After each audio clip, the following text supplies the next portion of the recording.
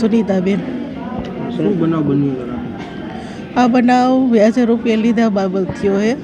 મારા ઘરના એ કમલેશભાઈ ગોસાઈ કરીને એક ભાઈ છે, એની પાસેથી વ્યાજે રૂપિયા લીધા હતા.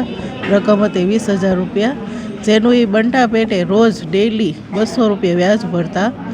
ઘરનાની સગવડ થઈ ગઈ એટલે એને 20,000 રૂપિયા દેવા ગયા ને ત્યારે એ ભાઈએ વ્યાજ 200 રૂપિયા હાટું ધળ કરી એટલે મારા ઘરના એમ કીધું કે હું તને વ્યાજ મૂડી આપી દઉં છું, પછી મારે તને વ્યાજ શેનું આપવાનું રહીએ. એવી બેયને બાબતે ઝઘડો થયો અને એ ભાઈએ મારા ઘરનાને ફડાકા મારી લીધા. પછી મારા ઘરના એને પૈસા ન આપ્યા અને ઘરે આવીને અમને વાત કરી કે હું પૈસા આવી રીતે દેવા ગયો હતો ને તો એ ભાઈએ મને આવી રીતે મારી લીધું. એટલે અમે કીધું કાંઈ વાંધો નહીં, પૈસા અમને આપો, અમે દેવા જાઉં ને વાતચીત કરી આવશું. એટલે અમે વાત કરવા ગયા ને તો એ ભાઈ હતા ને હાજરમાં, એનો દીકરો હતો ભૂરો. એટલે અમે એને કીધું કે તું ભાઈ તાર પપ્પાને બોલાવો, મારે એની યાર વાત કરવી છે, અમારે એને પૈસા દેવા છે. એટલે આ બનાવ લાખના બંગલા પાસે ખોડિયાર પાન છે એ દુકાન પાસે બહેનું. હુમલો કરવામાં 2 જણા હતા, કમલેશભાઈ ગોસાઈ અને એનો દીકરો ભૂરો. જ્યારે 20,000 રૂપિયા અમે લીધેલા, જેનું રોજનું 200 રૂપિયા એવું બંઠા પેટે અમે એને વ્યાજ આપતા હતા. તે બધા પછી જ્યારે અમે વાતચીત કરતા હતા ને તો એમને અમારી એને અભદ્ર વ્યવહાર ચાલુ કર્યો. એટલે અમે એકબીજાને બોલતા હતા ત્યારે એ ભાઈ એની દુકાનમાં રહેલા હથિયારો વડે અમારી ઉપર હુમલો કર્યો. મને ધોકાનો માર મારીને બેભાન કરી નાખી હતી અને મને જ્યારે હોશ આવ્યો ને ત્યારે મારા છોકરો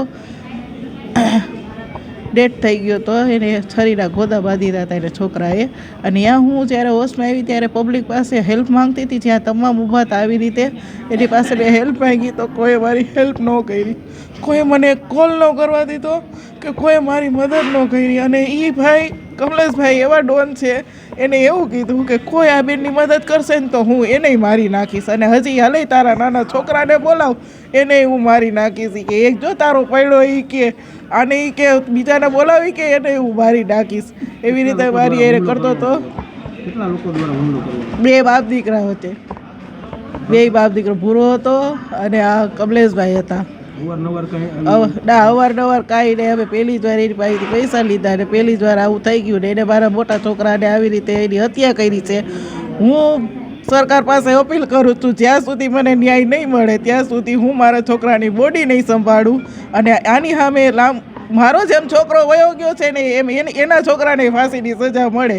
મારી આ અપીલ છે, નમ્ર અપીલ છે કે આજ મારો ઘરનો મોભ વયો ગયો, એના ઘરનું કંઈક થાય ને તો એને ખબર પડશે કે આ પીડા શું કહેવાય. બરોબર, મને આનો ન્યાય જોઈએ છે.